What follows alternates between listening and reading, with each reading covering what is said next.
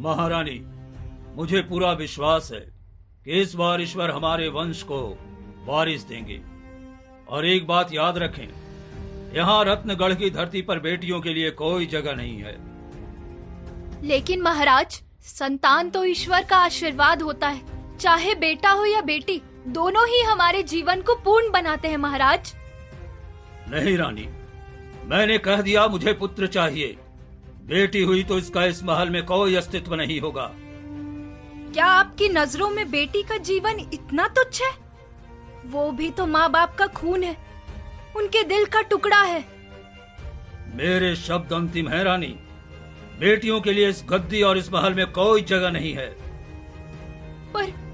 पर महाराज, क्या आपने कभी सोचा कि अगर हमारे पूर्वजों की माताएं बेटियों को जन्म न देती तो ये वंश कभी न पनपता। ये तर्क मुझे मत दो रानी। बेटियों से वंश नहीं चलता। गद्दी को आगे बढ़ाने के लिए पुत्र चाहिए, पुत्र। पुत्र पुत्र कहते रहते हैं आप। क्या पुत्र ही सब कुछ है? क्या बेटियां इस धरती पर बोझ बनकर जन्म लेती हैं? बस, मैंने कह दिया ना, इस विषय पर और कोई चर्चा नहीं होगी। अगर बेटी जन्मी तो समझ लो उसका इस दुनिया में कोई वास्ता नहीं। तो आप मुझसे माँ बनने की खुशी भी छीन लेंगे? तुम समझ नहीं रही हो रानी। ये राजवंश, ये गद्दी, ये ताज, सब का उत्तराधिकारी केवल पुत्र ही हो सकता है। महाराज, आपके इस निर्णय से मेरा हृदय टुकड़े टुकड़े हो रहा है। मैं ईश्वर से प्रार्थना करती हूँ कि आपको किसी दिन ये समझ आए कि बेटियां भी घर की रोशनी होती है। कुछ समय बाद महाराज किसी अन्य राज्य की यात्रा पर चले जाते हैं। राजमहल में प्रसव का समय नजदीक है। महारानी पीड़ा से करहा रही है। हे भगवान, मेरे गर्भ से एक सुंदर कन्या ने जन्म लिया है, पर अब मैं इसका क्या करूं? महाराज की कठोर आज्ञा मेरे दिल को तोड़ रही है। महारानी, ये तो चांद सी प्यारी राजकुमारी है। देखिए, इसका चेहरा कितना मासूम है। लेकिन अगर महाराज को खबर लगी तो इस नन्ही जान को कोई नहीं बचा पाएगा। महारानी, क्या करूं? मैं माँ होकर भी अपनी बच्ची को मौत के घाट जाते हुए नहीं देख सकती। एक उपाय है, मैं सबको बता दूंगी कि ये बच्ची जन्म के समय ही मर गई। फिर इसे अपने घर ले जाकर। दाई, तुम सचमुच मेरी बेटी की रक्षक हो। ये लो सोना चांदी और आभूषण ले लो। पर मेरी बच्ची को कभी पराई मत समझना। दाई बच्ची को चुपके से ले जाती है। कुछ ही समय बाद महल में खबर फैल जाती है कि बच्ची का जन्म होते ही निधन हो गया।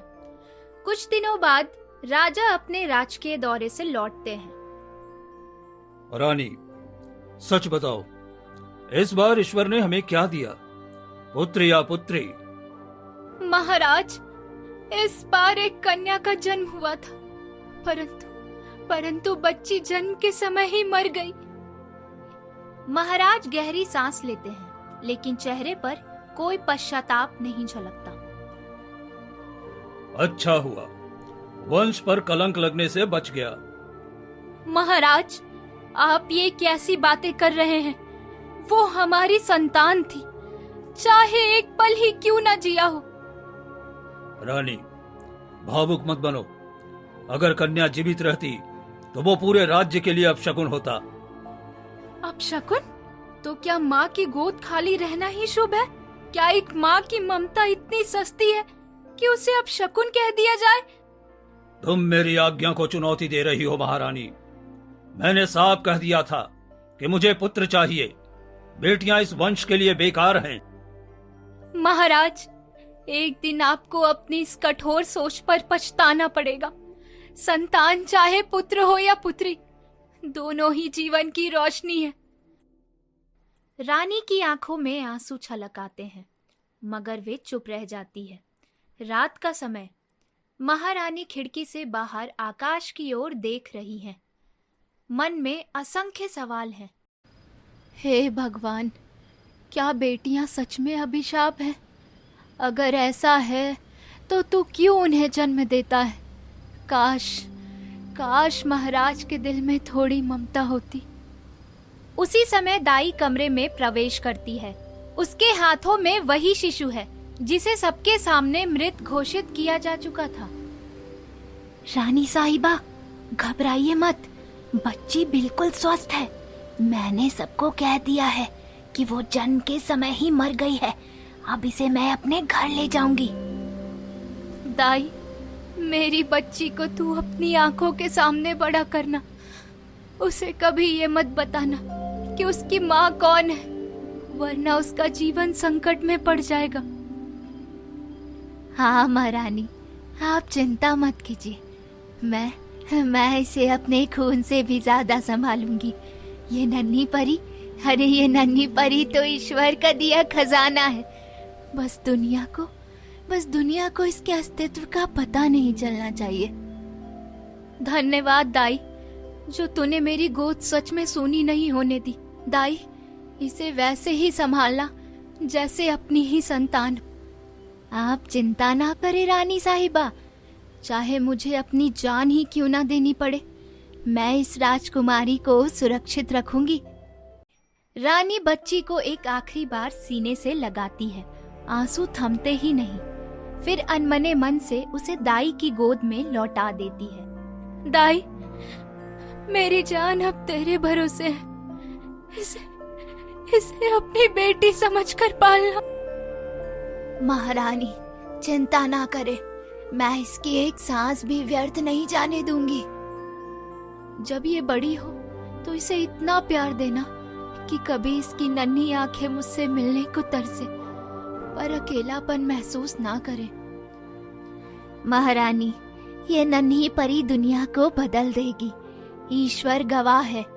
मैं इसे अपनी जान से भी ज्यादा प्यार करूंगी। मेरी लाडली, तुझे अपना नाम नहीं दे पा रही, पर तेरे लिए हर रात प्रार्थना करूंगी। दाई एक छोटे से मिट्टी के घर में बच्ची को लेकर लौटती है। उसका बेटा मोहन दौड़ता हुआ आता है। अरे माँ, ये बच्ची किसकी है? इतनी सुंदर है, जैसे चांद की गुड़िया। अब से तेरी ये बहन है मोहन, इसका नाम होगा आर्या। आर्या? वाह माँ, मैं इसे कभी अकेला नहीं छोड़ूंगा। अच्छा, और जब ये तुझसे खिलौने छीन लेगी तब भी नहीं छोड़ेगा? तब भी नहीं, मैं इसके लिए अपने सारे खिलौने दे दूंगा। समय बीतता है। महाराज दौरे से लौटते हैं। रानी महल में उदास बैठी हैं। रानी, अभी तक आपके चेहरे पर खुशी क्यों नहीं दिखती? क्या आप भी उस मृत शिशु को याद करती हो? वो मृत नहीं थी महाराज, वो मेरी संतान थी। चाहे एक सांस ही क्यों ना ली हो, उसका अस्तित्व अमर है। बेटियों का अस्तित्व, व्यर्थ की बातें मत करो। इस राजवंश को पुत्र चाहिए। पुत्र पुत्र कहकर आप ईश्वर की सबसे सुंदर देन का अपमान करते हैं। एक दिन सत्य आपके सामने आएगा महाराज। इधर गांव में मोहन और आर्या बड़े हो रहे हैं। दोनों खेतों में खेलते हैं। आर्या, तू हमेशा मुझसे तेज क्यों भाग जाती है? क्योंकि मैं पंछियों जैसी आजाद हूँ। मुझे उड़ना पसंद है भाई। सच कहूँ तो तेरा मन सचमुच पंछी जैसा है। तू जहाँ जाएगी सबको खुश कर देगी। दाई दूर से देख रही है। उनकी आंखों में गर्व है, लेकिन मन में एक कसक भी। वो सोचती है, अगर ये राजमहल में होती तो आज राजकुमारी कहलाती। एक दिन गांव में कुछ बच्चे आर्या को चिढ़ाते हैं। अरे देखो देखो, आर्या कितनी गोरी चिट्ठी है, पर ये हमारी तरफ क्यों रहती है? लगता है ये बड़े खानदान से आई है। हाँ, शायद ये छुपी हुई राजकुमारी है। हाँ, मैं अलग हूँ, लेकिन इससे क्या फर्क पड़ता है? इंसान का दिल बड़ा होना चाहिए, खून नहीं। दाई तुरंत आकर बच्चों को डांट देती है। चुप रहो तुम सब, और अगर किसी ने मेरी बेटी को चिढ़ाया ना तो अच्छा नहीं होगा। माफ करना, हम आगे से ऐसा नहीं करेंगे। बच्चे भाग जाते हैं। आर्या की आंखें नम हो जाती हैं। वो धीरे से दाई का हाथ पकड़कर पूछती है, माँ, क्या मैं सचमुच में आपकी बेटी हूँ? दाई चौंक जाती है लेकिन तुरंत संभल जाती है। अब हाँ बेटी, तू मेरे दिल की धड़कन है। आर्या, तू मेरे लिए इस दुनिया की सबसे बड़ी दौलत है। तेरे बिना मेरी जिंदगी अधूरी है बेटी। लेकिन माँ, गांव वाले हमेशा कहते हैं कि मैं अलग हूँ। क्या मैं सचमुच आपकी अपनी संतान हूँ? अरे पगड़ी, तू मेरी बहन है। तेरे बिना मैं क्या करूँगा? तू चाहे कहीं से आई हो, अब हमारी है। हाँ बेटी, तू मेरी ही है और यही सच है। आर्या मुस्कुरा देती है, मगर सवाल उसके मन में रह जाता है। हे प्रभु, मेरी बेटी जहाँ कहीं भी हो, उसकी रक्षा करना। मैं माँ होकर भी उसका चेहरा देखने को तरस रही हूँ। क्या कभी वो दिन आएगा जब मैं अपनी संतान को गले से लगा सकूंगी? महारानी के आंखों से आंसू बहते हैं। उसी समय महाराज वहां आ जाते हैं। रानी, तुम इतनी व्याकुल क्यों रहती हो? मैं अक्सर देखता हूँ कि तुम रातों को आकाश की ओर ताकती हो, आंसू बहाती हो। आखिर क्या बात है? क्या कोई राज छुपा रही हो मुझसे? नहीं महाराज, बस भगवान से प्रार्थना कर रही थी। प्रार्थना? कैसी प्रार्थना? तुम तो ऐसे बोल रही हो जैसे तुम्हारा दिल किसी गहरे दुख में डूबा हो। महाराज, हर माँ यही प्रार्थना करती है कि उसकी संतान सुखी रहे। यही तो किया मैंने। संतानों की बात मत करो रानी। मैं पहले ही कह दिया है, अगर पुत्र होता तो बात और थी। बेटी का जन्म तो वंश पर बोझ है। लेकिन महाराज, अगर बेटी भी उसे ईश्वर की देन है तो क्या उसे नकारना सही है? बस इस विषय पर मुझसे बहस मत करो। तुम्हारी संवेदनाएं तुम्हें कमजोर बनाती हैं। संवेदना नहीं महाराज, यही इंसानियत है। काश आप समझ पाते। महाराज चले जाते हैं। रानी भारी मन से बैठ जाती है। उनकी आंखों में वही अधूरी ममता और खोई हुई संतान की पीड़ा उमड़ आती है। साल बीतते हैं। अब आर्या 16 वर्ष की हो चुकी है। गांव में उसका नाम सबकी जुबान पर है। उसकी सुंदरता, बुद्धिमता और दयालु स्वभाव सबको मोह लेते हैं। एक दिन गांव में डाकुओं का हमला होता है। सब लोग भाग रहे हैं। चारों ओर अफरा तफरी मच जाती है। आर्या साहस दिखाती है। जो भी कीमती सामान है जल्दी निकालो, वरना सबका घर जला देंगे। अरे डर क्यों रहे हो? भागोगे तो तलवार से काट डालूंगा। सब लोग भयभीत होकर भाग रहे हैं। तभी भीड़ से एक आवाज गूंजती है। अगर हिम्मत है तो मुझसे सामना करो। निर्दोषों को क्यों डराते हो? अरे ये लड़की कौन है जो हमसे टकराने की बात कर रही है? देखो भैया, ये तो गांव की कोई नायिका लगती है। मैं इस गांव की बेटी हूँ। अगर तुमने इन लोगों को हाथ भी लगाया तो मैं चैन से बैठने वाली नहीं। लड़की, तेरी जुबान बहुत लंबी है। क्या तू समझती है कि अकेले हमारा सामना कर पाएगी तू? एक औरत अगर जन्म दे सकती है तो लड़ भी सकती है, और अगर मेरी जान देकर भी गांव बचाना पड़े तो मैं पीछे नहीं हटूंगी। गांव वाले छिपकर ये सब देख रहे हैं। उनके चेहरों पर डर के साथ गर्व भी झलकता है। आर्या अब सिर्फ एक लड़की नहीं, पूरे गांव की ढाल बन चुकी है। ये घटना पूरे राज्य में चर्चा का विषय बन जाता है। राजा गांव के बहादुरों को सम्मानित करने के लिए दरबार लगाते हैं। मोहन और आर्या भी बुलाए जाते हैं। जब आर्या राजमहल में प्रवेश करती है, महारानी की नजर उस पर पड़ती है। रानी एकदम स्तब्ध रह जाती है। हे भगवान, ये चेहरा तो बिल्कुल मेरी बच्ची जैसा है। वही मासूम आंखें, वही निशानी। क्या ये वही है?